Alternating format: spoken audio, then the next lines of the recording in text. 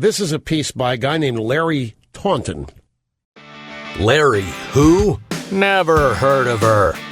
What sort of a man is he? Pick from Bama. A man like any other, but more so. Well, I thought he was dead. This is the Larry Alex Taunton Show. Let's light this candle. Welcome into the Larry Alex Taunton Show. I am Amie Beth Shaver. You are? Larry Alex Taunton. Your man in the field. Yes, indeed. So we have something quite exciting today. Yes, we do. This is big time. Yeah, we're going to have with us today Anna Mazzone. Anna is an Italian journalist. She is with RAI TG2. It's Italian public television. And I did an interview with her.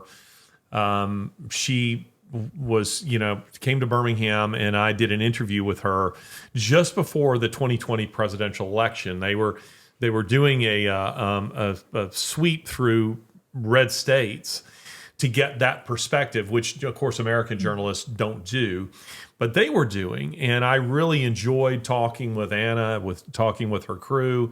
And now what you're seeing happening in Italy, it mirrors what's happening throughout the world. It fascinates me because you have the election of the stunning election of Giorgia Meloni, the new prime minister in Italy, who the left, the globalists, are all portraying as a fascist, as extreme right wing, this kind of stuff. And I'm fascinated by it, not so much because this show is about Italian politics, it certainly isn't, but because of what's happening in Brazil, what's happening in the United States, what happened in the Netherlands with the protests against the industrial farming. Those people were basically crushed by the globalists. It's what you're seeing happening around the world. And so Anna's going to join us today from Rome, one of my favorite cities on the planet. Amen. Anna, you've been there. Yes. And so she's going to join us from Rome, and she's going to explain to us what's going on there. So I can't wait to have Anna with us. Speaking of strong women, I too watched the election in Italy, and I do love Italy. We took the kids there a couple years ago. It's a great place to visit, not live. Yeah, not live, but it's a place where you can't help but think historically. You can't help but think, oh my gosh, of all the people that have stood on the shoulders before we've ever been here. Yeah. It's a great perspective to have, and it changed our kids' perspective on life. But to be in Italy and to be at this time and to watch the protests that they participated in with great courage is very instructive for today. And so I'm quite excited to meet this journalist and to talk about what's going on there, because I really want our friends, our listeners, to find their courage. Yeah, they need to understand what's happening. They do need to understand what's happening, and for these people to say, "How can you deny the election? How can you suggest there's any problems?" Oh, I deny it. Are you? I'm an election denier. Not paying attention to what's happening around the world? Are you not at least intellectually curious about what seems to happen in these magical numbers that change and fit in like a puzzle just so, and overnight, or voting booths that turn off, or lights that go off? I mean, are you not at least a little curious? The cameras going out is so incredible. This slays me. This reminds me of, and I just know of this because at the time I didn't see it. I was too young, but I would hear my parents talking about it from time to time, and it's one of the great controversies in Olympic sports. In 1972, the United States men's basketball team in the Munich Olympics, they beat Russia 51-50. Time is out on the clock. They're on the court celebrating, cheering wildly at winning the Olympic gold medal. And a bureaucrat, while this is going on, a bureaucrat is over talking to the officials, and suddenly the officials put 3 seconds back on the clock The Soviet Union hits a bucket, game over.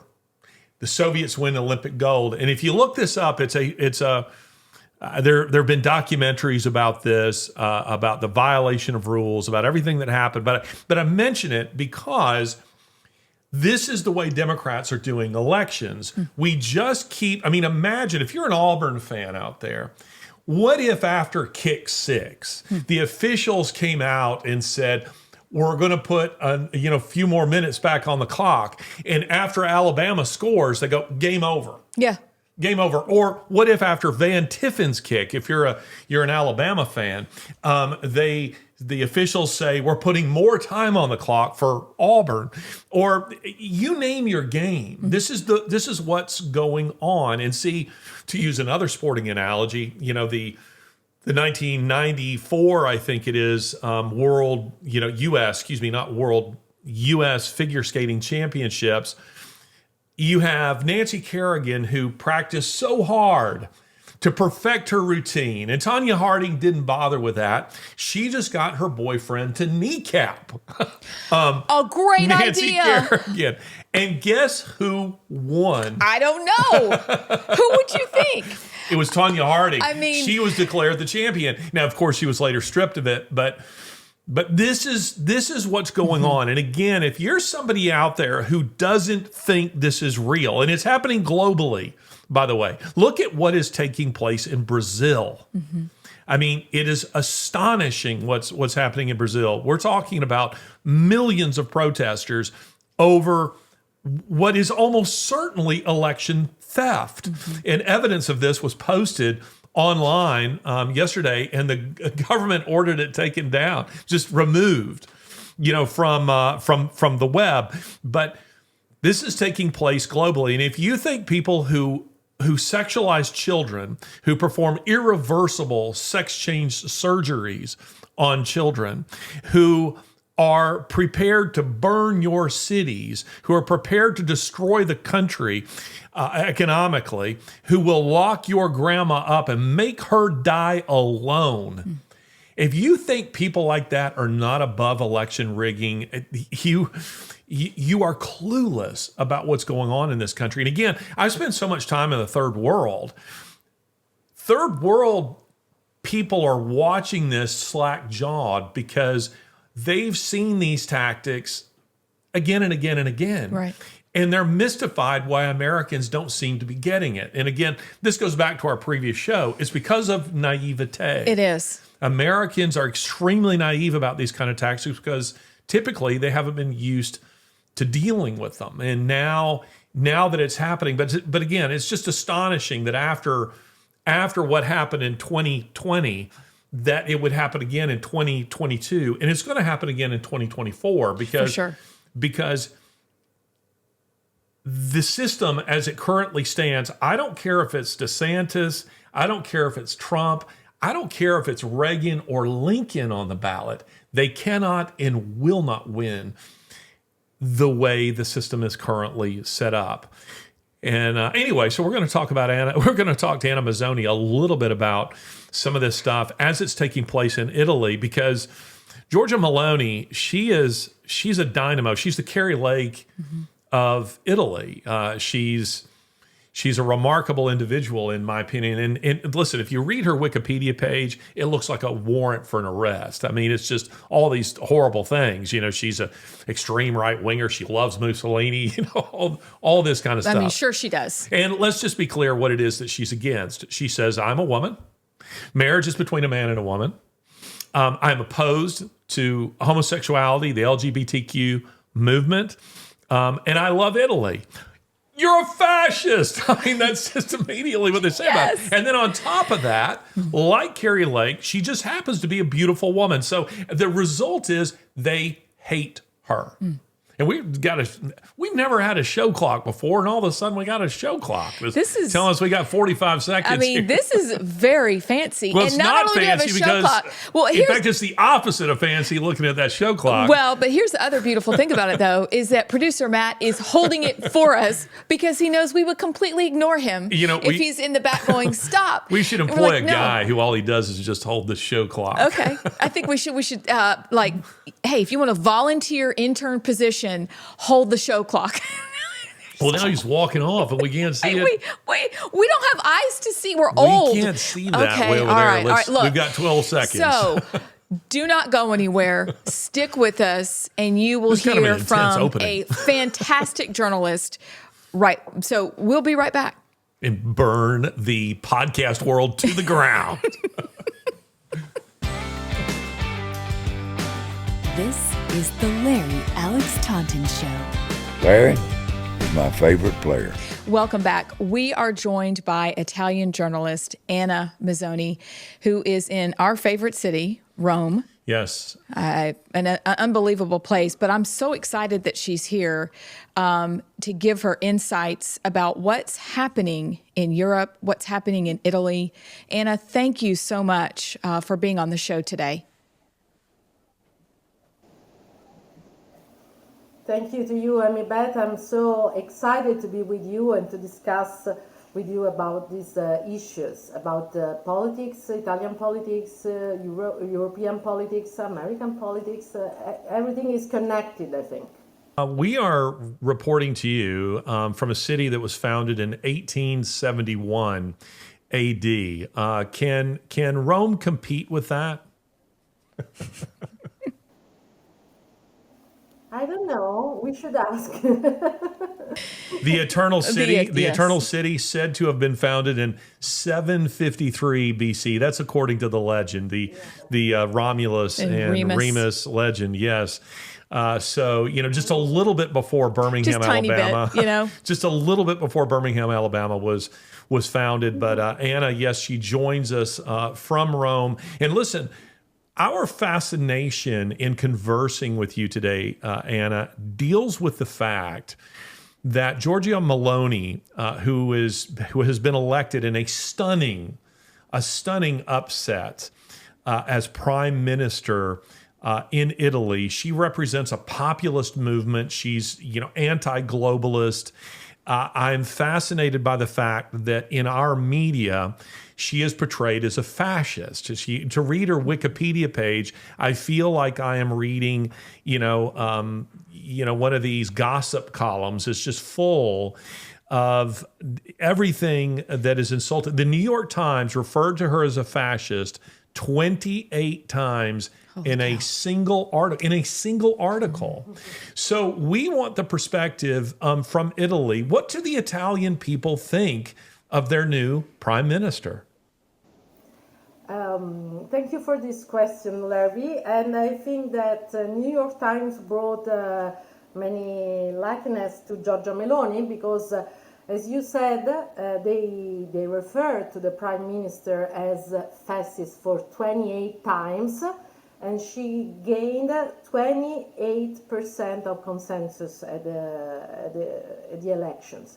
I think that the majority of Italians decided to put our destiny, the destiny of this weird country, in the hand of a woman for the first time, of a Christian woman, a patriot, a woman from the right wing, which is the very first time in our history, after, of course, Mussolini.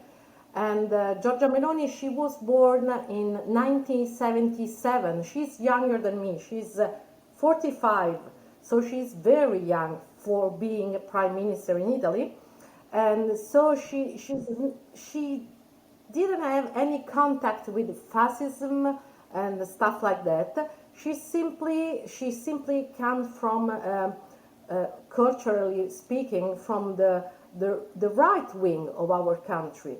And she's always been active in politics since she was 13, so she was very, very young. And she had always the same idea. She's for the national interests. She's for Italy. She's anti-globalist, and she gains all this success because here people is very bored of old politicians trying to say that everything will change and then nothing is changed in the last 10 or 15 years. So we think that Giorgia Meloni could be a good chance for Italy to overcome some problems that are the same all over in the big democracy in the world, because we are passing through a very difficult moment here in Italy, but it's the same in France or in Germany, in Sweden, and in the United States too. So I think that Giorgia Meloni, yeah, and Brazil too, yeah, of course, and Brazil too. And in Brazil too, Bolsonaro, they refer to Bolsonaro as a fascist. There is this weird stuff, this weird thing that every time there are some politicians all over the world coming from the right wing, they are referred to, addressed as fascist. But this is a big, big mistake, because fascism he had a beginning and an end. And for example, Giorgia Meloni, she's so young that she didn't live at all one day of fascism here in Italy, like me, like many others. So being a conservative doesn't mean to be a fascist. This is the typical prejudice of mainstream media. Every time you say I'm a conservative, they say, so you are fascist. It's not. It's exactly the opposite, because Giorgia Meloni is fighting for freedom and from liberty here in Italy, which is the opposite of being a fascist. And isn't it interesting? I'm sure you notice it there, Anna, as we do here, that media, it's like they all get. Yes. They all get the talking points and they all use the same language. So that, for instance, if you question the election in this country, every media outlet uses the same language, which is what? You are election denier. You are an election denier, which is like saying you're a flat earther. Yes. This is what they're trying to portray you as. And it's across the world that anybody who is on the right, who is opposed to the LGBTQ plus, alphabet soup, radical agenda of sexualizing children and destroying, morality within Western culture. If you're opposed to a globalist agenda, if you question, the rights of people to get vaccinated or not get vaccinated, you are, quote, a fascist. Just all across the board, you are a fascist. And Giorgia Meloni fascinates me because she's a very dynamic, from our perspective, Anna, to me, she's the most dynamic politician in the Western world at present. She has a gracious presence. She has a winning personality. She is effective in debate. She is a strong woman, and yet not obnoxious. And so, of course, the left hates her. Do you think that she'll be able to get anything accomplished during her first term, or that she will be stonewalled at every turn? I think that this time she will never be in the next 5 years at least. She will not be stonewalled, because she's very strong and she's very focused in what she wants for this country, of course. And she said that she realized a dream of her own to be the first woman as prime minister in Italy, as premier in Italy, but at the same time the dream of millions of Italians who during all these last 20 years, they could not talk, they could not express their opinions, their ideas, their sentiment too, and but now they can. Now they can, respectfully with the laws, of course, and everything, but now they can, because they've got a conservative prime minister, a woman, a Christian, at the power, at the top of our institutional pyramid. And so I think that she's been the only woman at the G20 in Bali, in Indonesia. And you know, here in Italy, they attacked their leftist parties, they attacked Giorgia Meloni because she went there in Indonesia with their little daughter, Ginevra, of 8 years old. And she said, so what? I'm a mother and I have all the rights to take with me my little daughter, to teach her what it means, a very important summit, a very important meeting to change and to give her a better world. So she confirms what she said 2 years ago during a rally. My name is Georgia. She said, I'm a woman, I'm a mother, I'm a Christian, and I'm Italian, so I'm a patriot. And everything of my political action will go in this direction. I believe she will. She's fabulous, and I love that she took her daughter. Good for her. Rather than just simply farming her out to someone else, but she's demonstrating that she can fulfill both of those roles and that she takes very seriously motherhood, and she's modeling that. I just love it. So I want to take a step back for a second for the people who may not know and are just surprised that this wonderful woman has appeared on the world stage. Was it COVID that really thrust her forward? Was that what really gave her this platform as people began to see their freedoms ebb away, and then she stepped on the stage, and as you said a moment ago, now they feel free to speak and free to live?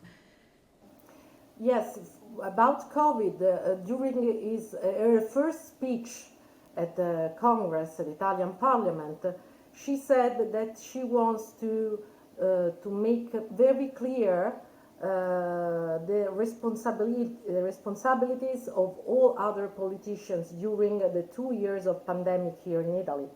Because she said that it's very weird that we were so strict with the lockdowns and the masks and the vaccination. About 97% of Italians are vaccinated, fully vaccinated. And she said, and we had very high numbers of dead people. So she said, I need and I want to establish a commission in the parliament because we have to be very transparent on what has been done and what was wrong and who took the wrong decisions in the past 2 years has to pay in front of a tribunal, in front of the people. And I think that this created a fracture, another fracture with the leftist parties, because they are the parties of lockdown, masks, and vaccination. You were talking about denials. When you say something that is not a mainstream opinion, they say you are a denial of something. So here, if you say that vaccines maybe are not so good because people are dying anyway, they tell you you are a vax denial and no vax, they say here in Italy. And yes, and so you are punished for this. Here in Italy, you could not work in 2 years. So if you didn't have a green pass, I had to get vaccinated because otherwise I could not enter my firm. I could not work. And so I think this is a very big discrimination. And I think that Giorgia Meloni will not put any lockdown anymore with any pandemic that will come, because we are ready that this is the era of pandemic, as Bill Gates told us many times. Americans, and I'm sure you know this because you've spent a lot of time in the United States, Americans tend to be fairly insular. They're not generally following political movements outside of the United States. Some of that has to do with, just our geographic situation. The United States is essentially a continent unto itself, and two, oceans separate us from much of the rest of the world. And part of that just has to do with, with our own media. Why don't you offer to our viewers a perspective on what you've seen. You've covered American politics. What do you see taking place in the United States from your perspectives? Give us your opinion. From my perspective, my opinion is that in the United States, I assisted to what now I see, and I assist here in Italy. And I can use what Giorgia Meloni said in March, so before the elections. She was in Orlando, in Florida, participating to the CPAC with Ted Cruz and Ron DeSantis. And she said, our legitimacy as conservative comes to us from the streets and from the people. And then about immigration and illegal immigration, she said, our Sicily is your Mexico, or Mexico. This is to say that what I saw in the United States with Trump during the 4 years of Mr. Trump at the White House, it was the people having voice for the very first time, instead of bureaucracy, instead of politics, and instead of very, very distant attitude from the reality. Soon after Trump, I think that with Biden now, again, United States and as many other countries in the world, they lost the contact, the touch with the reality, because they lost the contact with people. Here in Italy, people voted for Giorgia Meloni, and now people expect that Giorgia Meloni is accomplishing what she promised during her electoral campaign. So the main promise is to listen to people, because the power is with people. Doesn't matter black, white, red, yellow, the power comes from people. And so I think that at the moment Italy, United States, they are very similar, because we are struggling on the same field, and we can share the same aims, which are the aims. The main aim is freedom from every people, is work and welfare for every people, notwithstanding what they think, what they do, and I think that we could be very good allied in this. Conservative, usually we say in Italian, the term conservative, the word conservative comes from the Italian word conservare, from Latinum, which means to keep, to protect the values. Because when you change values very rapidly, like in our global societies, we need someone who keeps these values alive and who protect these values. And I think that conservative. And I want to apologize to our listeners. Again, we're speaking to Anna from Rome, and our connection isn't always the best in these things. But listen, the major networks have all those problems too. So, just bear with us. Anna, when you look at American politics, do you think there is corruption taking place in our elections in the United States? Well, it's very weird that one of the biggest democracy in the world takes something like 10 days to define the election results. This is very weird to me. Neither in Italy it happens. I mean, this is very weird to me. So my idea is possible all these days. They try to correct some results. Maybe I don't have the proof, but it's the same idea that I had when I was in 2020 in United States in November 2020, following Mr. Trump. And at a certain point, I said there's something that is going wrong. They are doing something, and then when CNN announced the election of Biden, I understood what were wrong. This is a perspective that Americans don't get because, see, Americans are all told that the whole world hated Donald Trump, the whole world, and that the whole world is opposed to the things that he represented and the people he represented. The Americans are told that their country is hated by the rest of the world as a racist, anti-democratic, imperialistic, horrible nation. And that just simply isn't the global perspective on the United States among common people. Would you agree with that?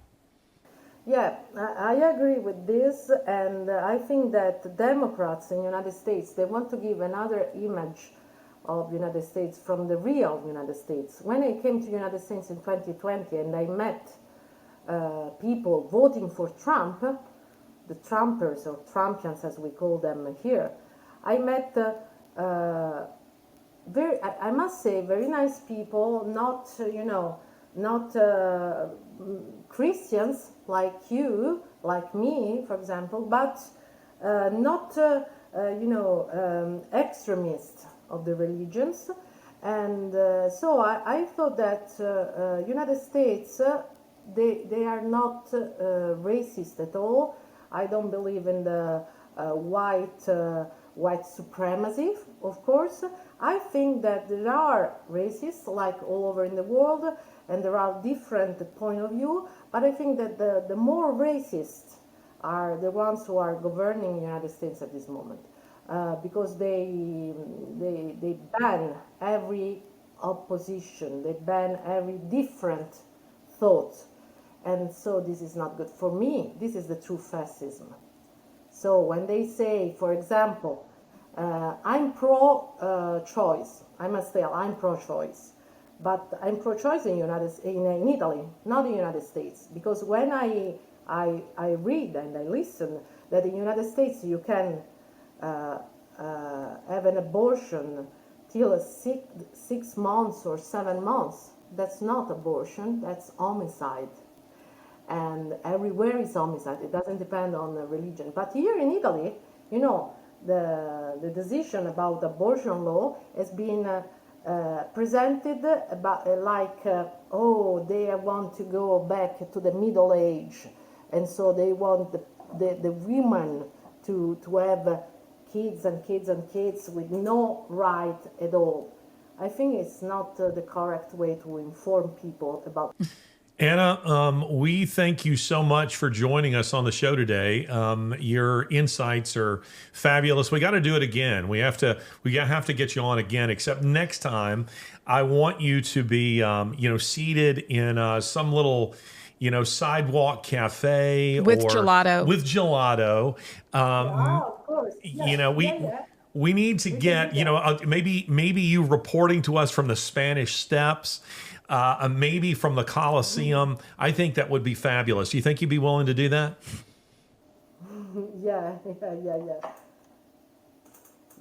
you very much. No, I can do that. Next time I can connect with you and we can talk, and I will be very close to the Colosseum so you can see the Colosseum with the light on. Anna, you're terrific, and we're so grateful for your insights. And hang with us. Yes. Hang with us through the break here, but we're gonna take a break now, and we look forward to talking to you again. Stay tuned. We'll be right back. Turn out the lights. The party's over. They say that all. Ladies and gentlemen, we are grateful for the standing ovation, but there will be no encore for today's performance. Please exit the building in an orderly fashion. Thank you. Honey, can we leave now?